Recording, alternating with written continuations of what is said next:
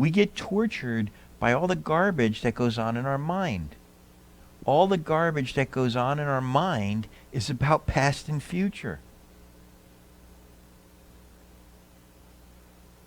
All of it. 100% of it. What a waste. What a waste of this moment.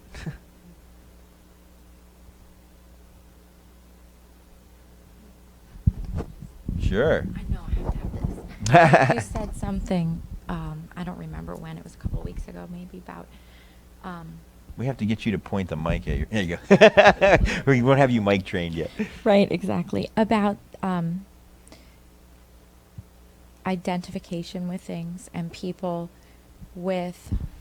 and I don't want to make light of traumatic experiences because people, you hold a lot of that. Mm-hmm. But sometimes, I know just my own experience, and mm-hmm. you can collect things and hold on to them, and you allow them to become part of your identification with yourself. Mm-hmm. No one else would identify me with this thing, but I do in my mind. Yeah. I always keep, I remember that and I identify with that. But I think once you let go of all of that, I think that is also helps when you're in the moment and you let go of all those identifications and you just are who you are. You nobody. And not even a who, really. Right.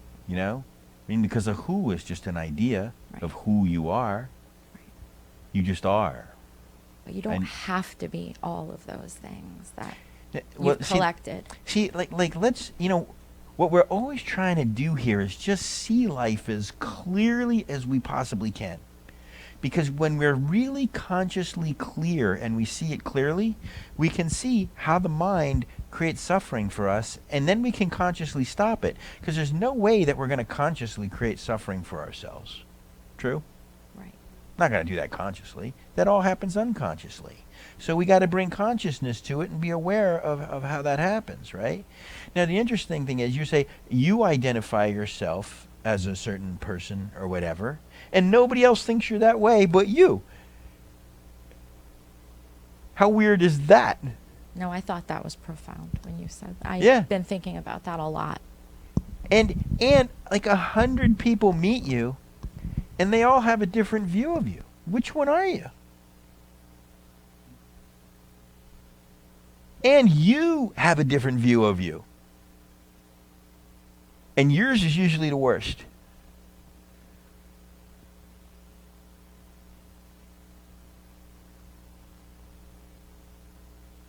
I don't know why we hate ourselves so much.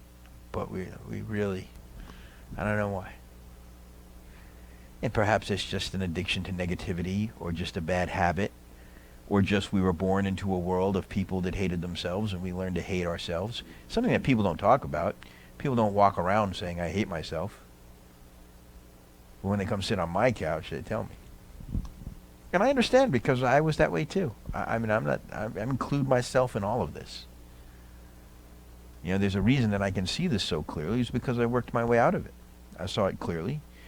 And I was suffering. And I didn't want to suffer. Plain and simple. Now there's a peaceful mind center. Because once you stop suffering, you want everybody else to stop suffering because you see what stupid things they're doing, and you're like, dude, what do you don't have to suffer this if you don't want to. But they can't get, it takes time to wear that away. Because the difficulty is, this is the one of the hardest things for me to describe to you, is that everything you think, and know about yourself in the world is just a story in your head. It's a conceptual idea in your mind. It's a story, just like a book. You have your own book, and you wrote it, and you're sitting there reading it. This is who I am, and this is how my life is, and this is how my world is. Everybody's world is not the same, right? Nobody's world is the same. So it's just like the world in your mind. Isn't that weird? When I say, at full moon is usually where I share, that there is no Tom, no Terry Annie. I did not come to this earth Tom Notarianni.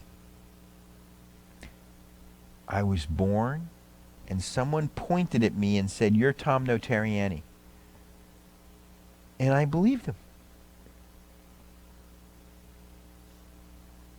Did you see that? There's no Kim, there's no Antoinette. That's just a label that got stuck to you. It's not who you are. Isn't that weird? You're like your dogs, you know what I mean? You got your dogs, and then you named your dogs, and then they became that name. My cat, Willow, you know? He's got like 10 different names. I call him all kinds of stuff.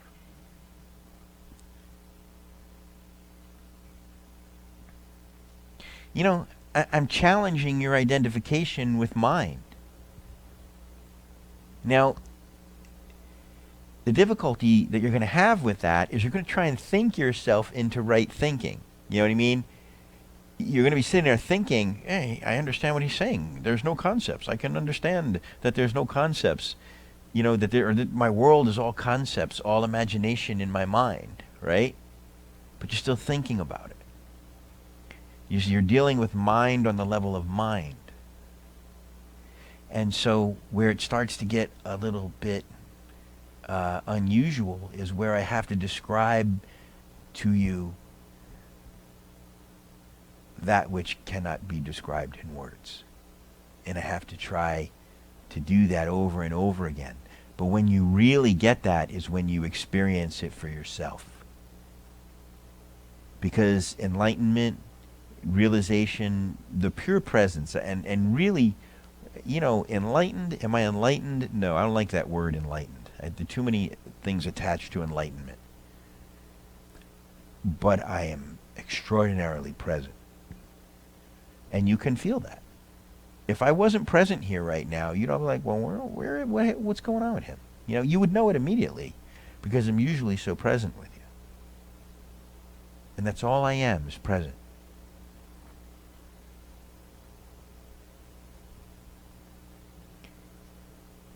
I'm not thinking about this moment. I'm just experiencing this moment without thinking about it, without labeling it, without judging it.